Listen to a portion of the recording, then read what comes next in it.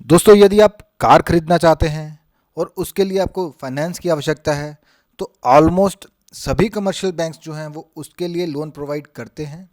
But आज के video में हम डिस्कस करने वाले हैं पीएनबी कार लोन के बारे में। आज मैं आपको बताऊंगा कि किस तरह से पंजाब नेशनल बैंक जो है वो कार लोन प्रोवाइड करता है, क्या क्या डॉक्यूमेंट्स चाहिए होते हैं, क्या इंटरेस्ट रेट है, क्या सिक्योरिटी है, क्या मार्जिन है। वो सारी चीज़ें आपके साथ डिस्कस करूंगा जो कि आपको कार लेने में काफ़ी मददगार होंगी। तो बाकी और भी काफ़ी सारे बैंक्स पे हम कार लोन पे वीडियो बना चुके हैं, उनका लिंक आपको मिल जाएगा ऊपर आई बटन में। मैं हूं आपका दोस्त रोहित, स्वागत करता हूं आप सबका टेकी पंडित में। और जुड़े रहिए हमारे साथ और भी ऐसे इन्फॉर्मेशनल वीडियोस के लिए। तो आइए स्टार्ट करते हैं आज का ये वीडियो।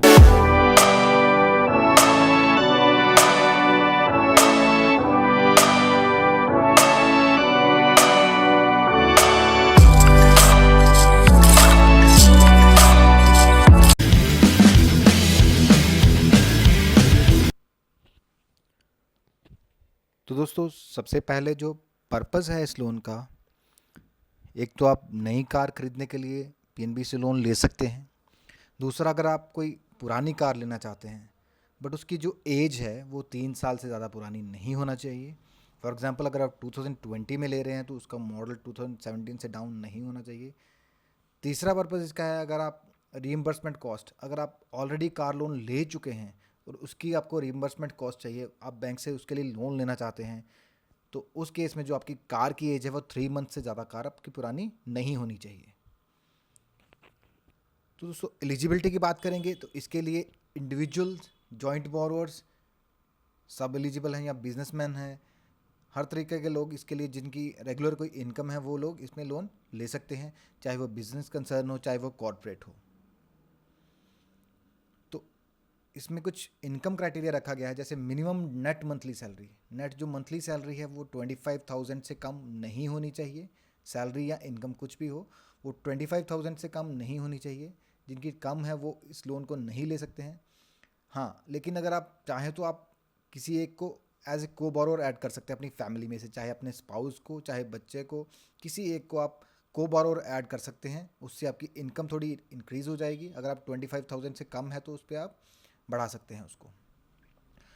एक केस और है, अगर आप 110% liquid security like term deposit, अगर आप बैंक के पास कोई एफडी करते हैं 110% जितना आप लोन लेना चाहते हैं, तो उसमें आपको इनकम क्राइटेरिया वेव हो जाएगा। फॉर एग्जांपल, आपको 10 लाख का लोन चाहिए तो आप 11 लाख की एफडी अगर बैंक में रखते हो तो आपके लिए कोई इनकम क्राइटेरिया नहीं रखा गया है। उसके बाद में थर्ड पार्टी गारंटी, इसमें आपको थर्ड पार्टी गारंटी, अगर आप परमानेंट एम्प्लॉय हैं state government, central government, PSB, किसी एमएनसी के, तो उस केस में आपको किसी तरह की गारंटी देने की ज़रूरत नहीं है। बाकी केसेस में आपको थर्ड पार्टी गारंटी देनी पड़ेगी, और जो गारंटर है उसकी कम से कम इतनी वर्थ होनी चाहिए कि वो आपका लोन रीपे कर सके।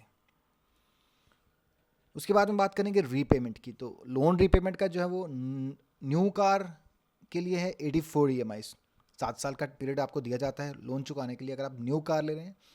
इन केस अगर आप ओल्ड कार ले रहे हैं तो आपको 60 ई एम आई, 60 किस्तों में इस लोन को आपको चुकाना होगा, यानी कि 5 साल में आपको इस लोन को रीपे करना होगा। हाँ, अगर आप एग्रीकल्चर या किसी ऐसी एक्टिविटी में इन्वॉल्व हैं तो आपकी जो इंस्टॉलमेंट है वो बैंक हाफ ईयरली लेगा at the time of harvest, जब आपकी फसल की कटाई होगी। और डॉक्यूमेंट्स की बात करें तो फोटोग्राफ्स आपको देने होंगे, एड्रेस प्रूफ में आपका Aadhaar card, telephone bill, gas connection bill, electricity bill या कोई भी valid address proof. ID proof में आपका पैन कार्ड, ड्राइविंग लाइसेंस, लेकिन पैन कार्ड जो है वो मस्ट है क्योंकि उसी से आपका सिबिल स्कोर निकलेगा और उसी पे डिपेंड करेगा कि आप लोन के लिए एलिजिबल हैं या नहीं हैं। उसके अलावा आपके इनकम प्रूफ आपके वेरी करेंगे प्रोफेशन टू प्रोफेशन, आप जिस तरह के प्रोफेशन में हो उस तरह का आपको इनकम प्रूफ देना होगा। और लास्ट है आपका गाड़ी का परफॉर्मा इनवॉइस। तो सैलरीड अगर आप हैं तो स्टेटमेंट, बैंक अकाउंट की आपकी स्टेटमेंट लास्ट 6 मंथ की, केवाईसी में आपका address proof, ID proof, income proof में आपका लेटेस्ट जो सैलरी स्लिप है, फॉर्म 16 है, और लास्ट 2 साल का IT returns, income tax returns. और अगर आप नॉन सैलरीड हैं, बिजनेसमैन हैं, या आप किसी एग्रीकल्चरल एक्टिविटी में इन्वॉल्व हैं तो आपको देना होगा बैंक स्टेटमेंट तो देना होगा, केवाईसी देना होगा, केवाईसी में आपका address proof, ID proof, income proof में आपको आईटीआर देनी होगी, लास्ट 2 साल की इनकम टैक्स रिटर्न देनी होगी, फॉर्म 16 देना होगा, और अपने बिजनेस का जो होता है वो बैलेंस शीट देनी होगी लास्ट 2 ईयर्स की, और प्रॉफिट एंड लॉस स्टेटमेंट। और इन केस अगर आप किसी एग्रीकल्चरल एक्टिविटी में इन्वॉल्व हैं तो आपको लैंड होल्डिंग का कुछ प्रूफ देना होगा। अगर आप कुछ क्रॉप लगा रहे हैं उस पर उसका प्रूफ देना होगा। अगर आप डेयरी पोल्ट्री में कुछ इन्वॉल्व हैं तो आपको उसका कुछ वैलिड प्रूफ देना होगा। तो क्वांटम जो रखा गया इस लोन का वो मैक्सिमम 1 करोड़ और 25 टाइम्स ग्रॉस मंथली सैलरी। आपकी जितनी ग्रॉस मंथली सैलरी है या इनकम है उसको 25 से मल्टीप्लाई कर लीजिए, तो ये आपका क्वांटम रहेगा इन केस ऑफ इंडिविजुअल या प्रोप्राइटरशिप कंसर्न। इंडिविजुअल के केस में या प्रोप्राइटरशिप कंसर्न के केस में ये मैक्सिमम क्वांटम रखा गया है 100 लाख, दैट इज़ 1 करोड़, और 25 times of gross monthly salary. और अगर आप किसी बिजनेस के नाम से गाड़ी ले रहे हैं, किसी कॉर्पोरेट या नॉन कॉर्पोरेट किसी बिजनेस के नाम से आप ले रहे हैं, तो उसमें लोन अमाउंट पे कोई सीलिंग नहीं है। तो इंटरेस्ट रेट जो अभी प्रेजेंट इंटरेस्ट रेट हैं वो आपकी स्क्रीन पे डिस्प्ले हो रहे हैं। ये डिपेंड करेंगे आपके क्रेडिट स्कोर पे, सिबिल स्कोर पे।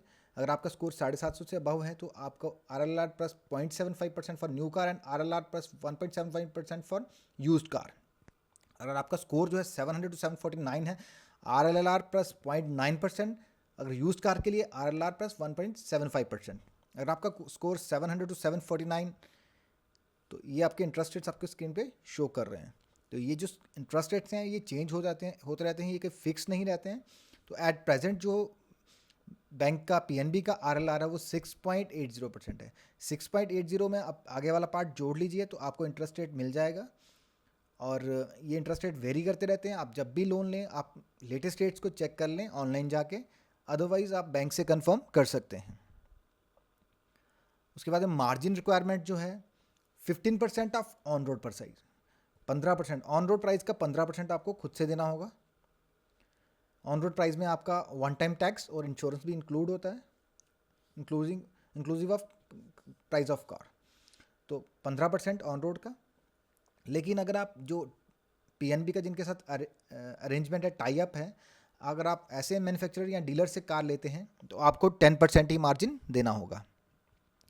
और अगर आप ओल्ड व्हीकल पुरानी कार ले रहे हैं तो उस केस में आपको 25% of the value of vehicle 25% मिलेगा। 25% आपको मार्जिन देना होगा, आपको खुद से 25% देना होगा। 10 लाख की कार में 2.5 लाख आपको खुद से देना होगा और 7.5 लाख बैंक देगा। और अगर आप रीइंबर्समेंट ले रहे हैं, ऑलरेडी आपने कार परचेज कर ली है, उसके लिए लोन ले रहे हैं, तो उस केस में भी आपको 25% ऑफ ऑन रोड प्राइस आपको खुद से देना होगा। उसके बाद में रही बात व्हीकल लोन सिक्योरिटी की, तो उसके लिए आपका जो व्हीकल होगा वो हाइपोथेकेटेड रहेगा बैंक के पास तब तक जब तक कि आप लोन रीपे ना कर दें। जब आप लोन रीपे कर देंगे तब बैंक का नाम आप उसकी RC से, अपनी RC सर्टिफिकेट से हटवा सकते हैं। लास्ट में है चार्जेस। तो चार्जेस हैं 0.25% of the loan amount, minimum 1000, maximum 1500। ये चार्जेस रखे गए हैं। तो एट प्रेजेंट जो ऑफर चल रहा है PNB की तरफ से फ्रॉम 7/9/2020 टू 31/12/2020, तो 31 दिसंबर 2020 तक बैंक का ऑफर चल रहा है। सभी तरह के प्रोसेसिंग फीस जो हैं वो वेव ऑफ कर दी गई हैं। तो अगर आप इस पीरियड में लोन अवेल करते हैं तो आपको काफ़ी बेनिफिट होगा इसका। तो ये था आज का PNB कार लोन का कंप्लीट वीडियो। तो कैसा लगा दोस्तों आपको आज का ये वीडियो? इनकेस अगर आपके कुछ डाउट्स हैं, क्लैरिफिकेशन है, तो आप मुझसे सवाल कर सकते हैं नीचे कमेंट बॉक्स में, तो मैं आपके सवालों का जवाब ज़रूर दूंगा। तो दोस्तों अगर आपको आज का ये वीडियो पसंद आया तो प्लीज़ मेरे चैनल को सब्सक्राइब करें और वीडियो को लाइक करें। Thanks for watching.